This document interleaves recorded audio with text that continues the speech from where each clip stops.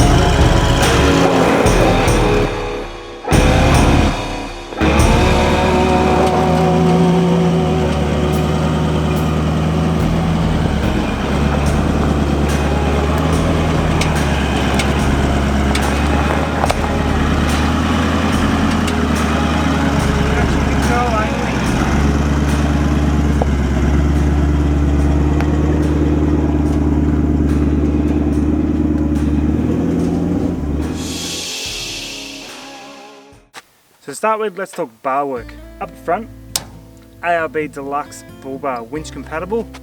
Do have a winch in there as well.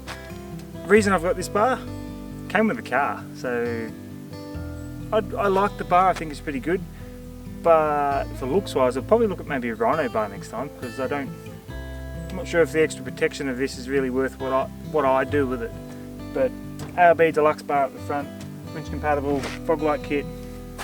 Good bit of kit, love it. Up the back of the car, we've got the Razzler rear bar. So this one's got the tyre on the driver's side and twin jerry can holder on the passenger side. I prefer the tyre on the driver's side because then when I'm looking over my shoulder to the left, it doesn't block my vision on what's coming for traffic wise. Just sort of worked out that way for me. Really good bar overall. Great guys down at Razzler there. Absolutely top notch work. Love them. So if you're in the market for a rear bar, definitely look at the Razzlers. I reckon they're better than Kmart. That'll stir the pot. Side steps. Back to Razzler again. So I've got the Razzler sliders on this one here. They're airbag compatible, so they're really good that way. But because of that, they do have a little bit of flex in them to make them airbag compatible. The guys at Razzler do have a bit of an aftermarket kit or fix that they can do where they add an extra plate which stiffens them right up, makes them a whole lot stronger, but you do lose that airbag compatibility with it. I'm getting that done because I treat this thing pretty nasty, so I want that strength in the side step overall. But I've never managed to bend them yet, and I've taken it some pretty nasty places before. So Razzler side steps, I've got the Razzler naming put into the step as well, but you can get anything you want. They're all custom made. Absolutely fantastic. Lighting on the big 200. So I've got the steady 8.5 inch LED lights, the Type X, not the Type X Pro. I haven't upgraded yet. I am keen as mud to get a set, so steady if you're looking and you want to, help out, go for it. But steady Type X, absolutely fantastic. Everything's absolutely fantastic, but I tend to just pick good stuff. Well, I do a lot of research and try and get good stuff. But I'm a big fan of these ones. I reckon the mounting brackets on these are fantastic. You can change the filters on the front. You can have some smiley faces and all sorts of funny things with them. I've just got the clear covers on mine just to protect the actual lens itself. That's what I've got up front for aftermarket lights. On the factory headlights as well, I've got the Kogi LED replacements in both the low beam and high beam. So far, really happy with them. I haven't had them long enough to know fully if they're really good, or longevity wise I'm not sure yet, but so far the Kogi LED upgraded headlights, pretty good so far. Rims and tyres. So for the tyres I have a 285 7017 Goodyear MTR Kevlar sidewall mud terrain tyre. I used to have these on my Ute, my GU Ute that I used to have. Long-term followers who know all about the Ute. I reckon they're one of the best tyres I've ever owned. I've had BFG all-terrains, the KM2 mud terrains, had the Max Treks, I've had some Kumos, I've had a couple of different brands and sets. This one though, I cannot beat it. Strongest sidewall, best tread pattern I've ever seen. They're not too noisy for a muddy because of the the asymmetrical tread pattern. Can't fault them. I reckon they're one of the best tyres out there, but they're not cheap either. For the rims, CSA large cap 17-inch rims. They're okay. Like, a lot of people have them. That's why I went for them. Like this, I figured that must be an alright rim if so many people have them. I have managed to scratch these ones, but whatever. You're gonna scratch them. Yeah, nothing really bad to say about them. That's for sure. Suspension. So I've got the King's 2.5 2-inch lift in obviously the remote reservoir version of the shock. Main reason I ended up with these is I wanted King from the start because I reckon they're one of the best shocks out there. They're race bred, they're great pretty much. They are a fairly high maintenance shock, so if you're buying them thinking you're just going to bolt them on, do 100,000 k and not have to touch them, don't buy them because they're not shock for you. You will chew out helm joints fairly quickly in them. They'll need revolving based on how heavy and how you want to drive the car, but once they're set up, nothing rides like a King. They're absolutely fantastic, but you've got to get them tuned properly. Anyone who says Kings are crap, you just don't have them valved properly for your car. Simple as that. Main reason I ended up with these though is a guy up in Queensland was parting out his 200 series. I ended up getting this whole set for $2,000. They retail for about 6.5, so I couldn't say no to them. And just revolve, rebuild, done. Friggin' awesome. Performance wise, so got the Safari Armax snorkel, pretty much the biggest snorkel you can get on there. This thing's huge. Like, you can use that as a stubby holder, like just to hold all your beers while you're setting up camp. It's massive. It does stick out a fair way. Not any further than your mirror. It's actually in from your mirror a fair bit, but yeah, it sticks out. Can't say it doesn't. But the performance you get out of this thing compared to the standard ones or even other brands of snorkel, this thing's second to none for performance.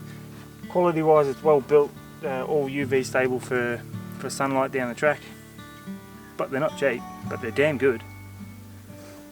Other reason why I've got this one here is because I've got the Armax ECU control system. So with the control system, it basically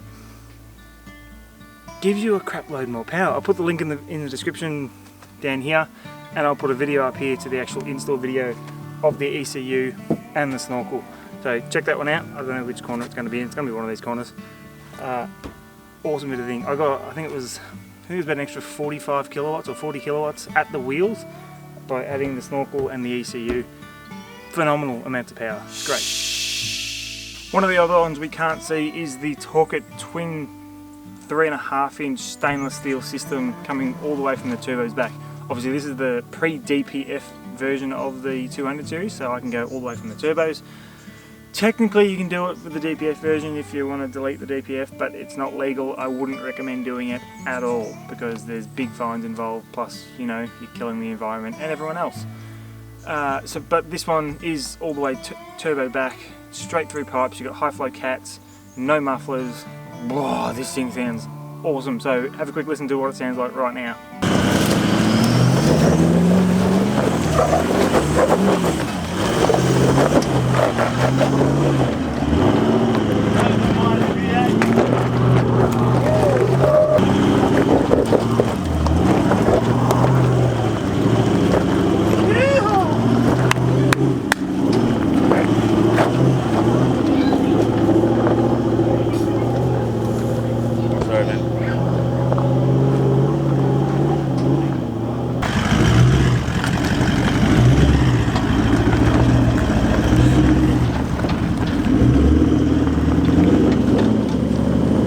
That's pretty cool. I love the sound of this thing. It's freaking awesome. Electrical wise, I've got the Red Arc BC-DC 1240 charger. Sits under the bonnet right up against the front grille here, so it gets the maximum amount of airflow to kind of cool it down. I've got 3 batteries under the bonnet, so I've split the main 2 batteries, taken both out, put one big main cranking battery in, and then in the place of this corner down here, I've got a 86 amp hour battery. And in the back corner over on the passenger side firewall, I've got another 86 amp hour battery as well. Both the same size, so they run perfectly together. One isn't bigger than the other and draining each other. The limiting size was the one in the corner, so that's why it's 87, not like a 100 or 120 watt amp hour battery. So I've got 160 something odd amp hours of battery underneath, more than enough for what I need. Up on the roof as well, on the Rhino flat Pioneer platform, on the backbone system as well, I've got the 300 watt solar panel permanently mounted to the roof, wired in through the Red Arc isolator solar charger solenoid thing. I forget what it's called. Video down here or up here, I'll put the solar install video for you as well. Back of the car, right, rest of my electrical setup. So on the sides here I have USB points, so I've got 4 on this side, 4 on that side, 2 cigarette lighters this side, 2 cigarette lighters that side. Obviously I do a lot of filming for you guys and the channel, so I need a lot of recharging power. You can see here I've already got one of the one of the batteries for the camera on charge again. I've modified the Adventure King's drawers, so they are Adventure King's drawers. I've pushed this panel further back so I can plug the USBs and cigarette lighters in, and I can still shut the tailgate without the USBs and stuff getting in the way and kinking up the wires and anything else. So that's a nice little touch there. With the drawers themselves, I've taken the stoppers out of the drawers so they come all the way out. Being you've got a tailgate with a 200 series, who would buy a car without a tailgate? Seriously. Means that the drawer can sit on the tailgate and you've just got to push it back in and get it in there. It means you can get all the way to the back of the drawer. Obviously you've got to be careful not to pull it too far out or it's going to land on your foot. That's going to hurt. Both are pretty good. Still got some food in there from the high country trip. So, also I have my Coleman 96 litre dual zone fridge. If you haven't seen the video, I'll link it up here somewhere in the corner, and I'll put a link down in the comments below in the description. Got the MSA drop slide. This thing is an absolute must if you have a short life like I do. Sorry, Leanne. So this thing's just, obviously there's no weight in this fridge at the moment, so it's trying to fight me going down, but gets it down to a more usable height, get into everything. Ugh. I should have cleaned that out last time. Also got that on the cable chain. If you haven't seen the cable chain setup, so I don't have to touch a cable here, in the fridge video for the My Coleman review, right at the end, after I've finished talking and doing all the crap that I do, I've got a description on how to set up the cable chain, what it is, how it works. Seriously, if you have a drop down fridge like this, whether it be the MSA or the Clearview or whichever drop slide you got, even the tilt ones it'll work for, check out that cable chain.